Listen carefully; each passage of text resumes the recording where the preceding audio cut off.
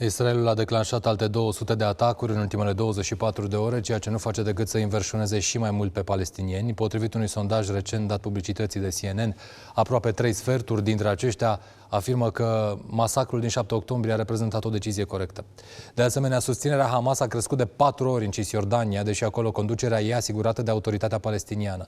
Între timp, au apărut informații noi despre cei 3 ostatici lichidați de IDF, deși aceștia cereau ajutor în ebraică și fluturau steaguri albe. Vocile lor au fost înregistrate cu 5 zile înainte de un câine de căutare al armatei israeliene. Patrupedul a fost trimis într-o clădire echipat cu o cameră de corp și a ajuns exact în punctul în care cei 3 erau ținuți prizonieri de teroriști. Câinele a fost împușcat, însă camera GoPro a fost recuperată. Armata israeliană s-a ocupat de transcript abia în urmă cu 2 zile și a făcut totul public. În privința încetării temporare a focului nu s-a făcut niciun progres după ce Hamas spune că refuză să mai elibereze prizonierii luați pe 7 octombrie dacă Israelul nu oprește cu totul războiul. În contrapartidă, Amnesty International cere și Israelului să elibereze toți palestinienii pe care i-a reținut în mod arbitrar și să dea explicații asupra unor dispariții în masă, dar și a unor tratamente inumane aplicate.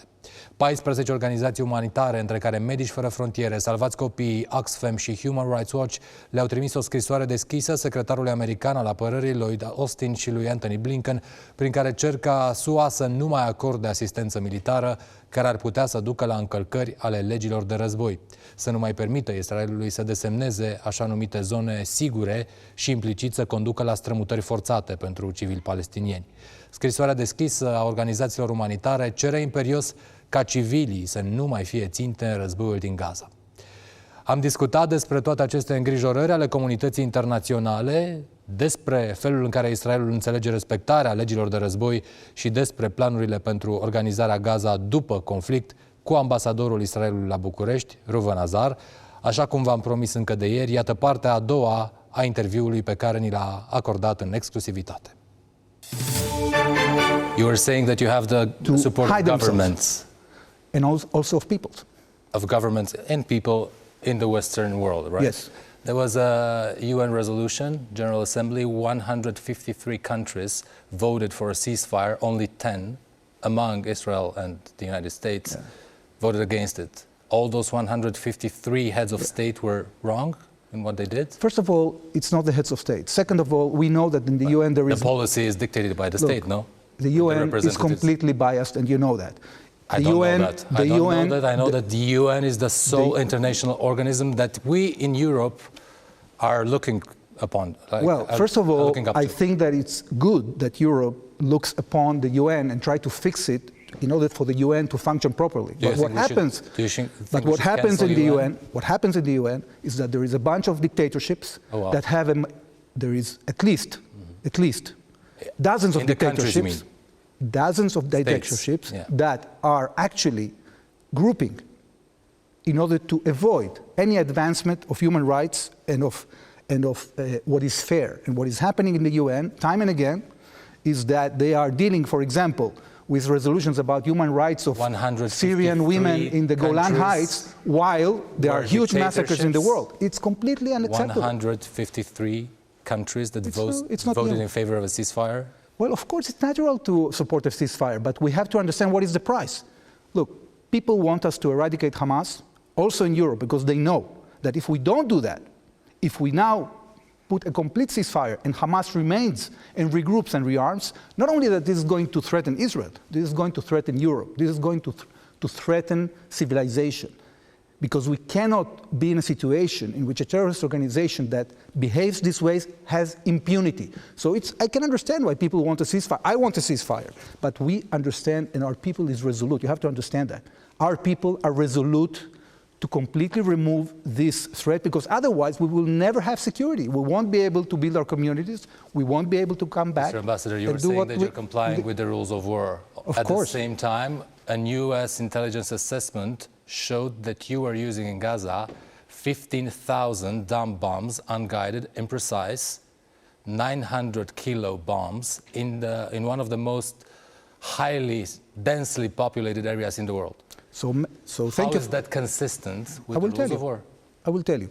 First of all, Israel is doing several things tactically to lower collateral damage. Why haven't you been doing it from the very beginning? we are doing it from the very beginning, and if you allow me, I will elaborate. Okay? First of all, we are using special ammunition that is actually pinpointed and doesn't have a wide. Usually, what you see in movies that you have explosives that go down and you have a wide effect. Flame. Yeah. They are much more pinpointed. We developed a technology for that. We are using tactics that no Western army has used. For example, exactly knocking in the roof. Knocking in the roof is a tactic in which we send a warning. Have you been using it in the war? The building, of course, all the time. The IDF was saying that it Yes, abandoned that, we have done that technique in the first. We have done that. maybe. We have done that. We are continuing to do that, and we use these tactics selectively. Mr. Ambassador, I'm sorry, you have not done that since the second week of war. The IDF was saying it. You can sound very authoritative and say all kinds of things that you cannot check. It's an official statement of the IDF. Okay. The IDF uses different kinds of ammunition and tactics according to the targets it is targeting. Okay? So we cannot use all the time the same tactics and the same ammunition. But the technologies we have developed in order to lower collateral damage are being taught by other Western armies. We have sent millions of messages to Palestinians to evacuate. Hamas was trying to block them from evacuation. We have sent leaflets. We have called people to leave. We have created a situation in which we actually try to prevent Hamas from blocking roads in order to prevent. We are creating humanitarian corridors every day in certain hours to allow people to go to and get water and food. A New York Times assessment based on satellite imagery showed that now the area deemed safe by Israel is the size of the Heathrow airport. 2.5 million people have to take shelter in a place that's the size of the Heathrow airport. How is that humane to you? Well, first of all, it's not all the population has to go there because we are only evacuating people from certain areas and not from all the area, number one. Number two, the fact that now this place is being used for safety. Once this place is full, we will find other places to evacuate people to safety. This is being done meticulously. We are sitting with international organizations every day, assessing the situation, making sure that enough water, enough food enters. Those organizations tell you that it's living hell in Gaza. Of course it's living hell. What do you think? That war is a Garden of Eden? We are in a situation of war here. This is a very difficult situation. This is not a situation we chose. Actually, for the last 17 years, despite the fact that there was a terrorist organization controlling Gaza, that was educating its people to eliminate Israel, that was getting all these weapons from Iran, we didn't go back to Gaza because we didn't want to do it. Democracies are about avoiding war. We wanted to avoid this war. This war about being held responsible and having obligations. This war was actually imposed on us. And now we have to defend ourselves. This is very simple. We have to do it. If we don't do it, Hamas will regroup again. Again, we'll have to invade the Gaza Strip. Again, the Palestinians will suffer. I agree.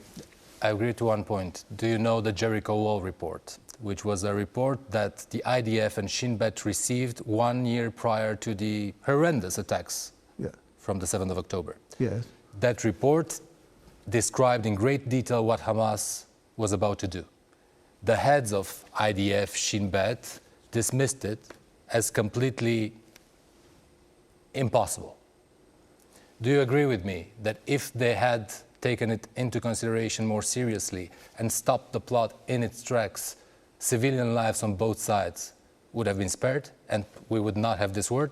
Of course, there was an intelligence failure, no doubt. Look, this is not in this light, mathematics. Let me follow up to that question. Yeah. In this light, what sort of moral responsibility is Israel willing to take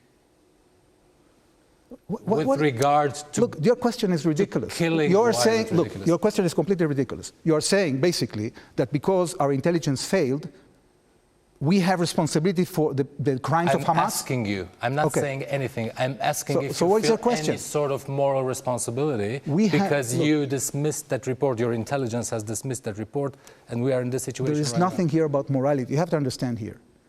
The moral failures are in the hands of the terrorists, the genocidal terrorists that want to eliminate the state of Israel and the Jewish people, and they are actually enslaving the civilian population to serve their cause. This is the moral failure.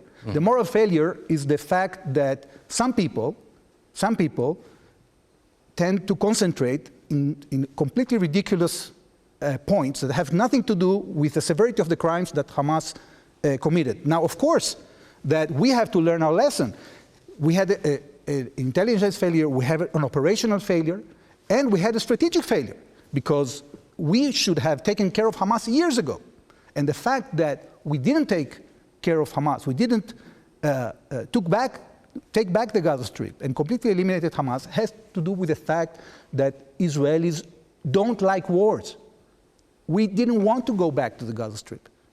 We wanted to create a situation in which Gaza reigns itself and finds itself a path in the future without attacking Israel. But the fact of the matter is that Hamas didn't choose that path. They chose the path of attacking Israel, and therefore we had to retaliate. Do you consider every person in Gaza to be a terrorist? Of course not. Is there a pervasive mentality in the IDF, for example, that every person in Gaza is a terrorist? Because I'm thinking of the killing of your people, the 3 Israeli hostages that signaled clearly that they are civilians. They were shirtless, in their underwear, waving a white flag and yelling in Hebrew, help.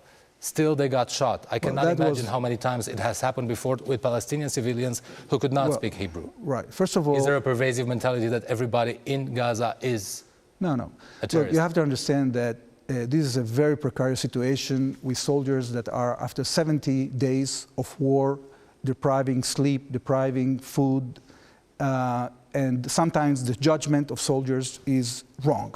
You don't have robots there, you have human beings, okay? So you have to take into account that from time to time there will be mistakes. Actually, in average, in every conventional army in the war, in every conventional war in the past, there is between 20 and 30% of actually damage that has to do with killings that are killed by their own army, okay? So this is happening also in the Gaza Strip. Now, of course, the Palestinian population, there is a lot of people that are uninvolved, even if there's a situation in which many Palestinians support Hamas. But we are using the principle of distinction. We are not, claiming that the entire population are terrorists, not at all. On the contrary, we think that the population should be protected. We are taking a lot of measures in order to see that it happens. But unfortunately, what Hamas leaders have said, actually, publicly, is that they want to use the blood of children and of women for the national cause, in order to get support from the world. They are doing the sacrifice because they know that this actually mobilizes sympathy towards the Palestinian people. We found 2 days ago a huge tunnel of 4 kilometers, and if Hamas wanted, actually they could put all the population underground. But instead of putting the population underground and getting them to safety, that's what we are doing. That's what normal people are doing. They use the tunnels for themselves. They prevented the Palestinian population from entering the tunnels to guard themselves. And in this way, they actually killed their own population. Tell me about the post-war plans. Who's going to rule Gaza? Well, that's a good question. We don't have, as you probably heard until now, Israel has no interest whatsoever of ruling the Gaza Strip. The question really is how you get into a situation in which Hamas doesn't rearm and regroup in the Gaza Strip, okay? And that's a very difficult task. We are consulting about this with the United States. We are going to partner with other countries. Only yesterday, our foreign minister was in Cyprus. We are trying to create a situation in which logistically, maybe we can supply Gaza not only from our own borders and from Egypt, but also from Cyprus. There are many things that can be done, but you have to understand, if we remove Hamas, and Hamas does not have the chance to educate another generation of people to be terrorists, then we stand a chance maybe of stability in the long term. Your Prime Minister is talking a lot about security guarantees and control in Gaza post-war. What does that even mean? Well, it means that, first of all, we will have, this war has 3 stages. The first stage was operation from the air. The second stage is the intensity warfare that we are experiencing now. That is going to take a few more weeks. And then there's going to be a stabilization period in which we will be making sure that all the tunnels, all the infrastructure, all the Hamas operatives, they are either arrested, they surrender, or they are killed. For how long do you plan This can take many months. We said it at the outset. This can take many months. Until the operation is finished, you mean? until many months. yeah, until but we then make afterwards, I'm asking you, well, how long are you planning to, well, it keep depends. those security Look, controls? we are, as you probably remember, under the Oslo agreements, there were 3 kinds of territories. Okay, we initiated, if you remember, Palestinians. Let's not go back to the background because we don't have enough time. I'm asking you for the future. I'm using that to tell you what is going to happen in the future. Under Oslo, there were 3 kinds of territories, A, B, and C. A are territories that are completely controlled by the Palestinian Authority, including security. That is out of the question right now. It can come back in the future if there is a reliable partner. There is Area B, in Who's which... going to be a reliable partner? Is the Palestinian Authority going to rule Gaza? Well, we hope, and President Biden said, that if the Palestinian Authority reforms itself and stop supporting terrorism, yes, they can be a reliable partner. So Area B will be the area in which Israeli has overriding security responsibility, but the Palestinians control their daily lives. And Area C is area that is completely controlled by Israel. We don't plan to have Area C in the Gaza Strip. We don't want to go back to the Gaza Strip. So it's either going to be... Is there going to be a governmental policy to finance settlements in Gaza, like in the West Bank, for example? Settlements that, by the way, are deemed illegal by the United States, the United Nations. Well, if you want, I can open the issue of settlements, but we are not going to build settlements in the Gaza Strip. And this was clearly stated by the government, including this right-wing government. Do you know how many Hamas terrorists are there right now in the Gaza Strip? Because you're saying the complete elimination of Hamas. Our assessment is that we have managed to kill many thousands of Hamas terrorists. We believe, and we have arrested many more. We believe that there are still thousands going out. We feel that as this operation continues, many of them will surrender. There are people that are affiliated with Hamas, but in a different way. For example, people that have been paid by Hamas salaries in the government. We are going to make sure that these people are not part of the new government. And those that are part of the Palestinian self-rule are going to be only those that were before Hamas took power in 2007. Thank you very much, Mr. Ambassador, for joining the program. Thank you. Thank you, Marius.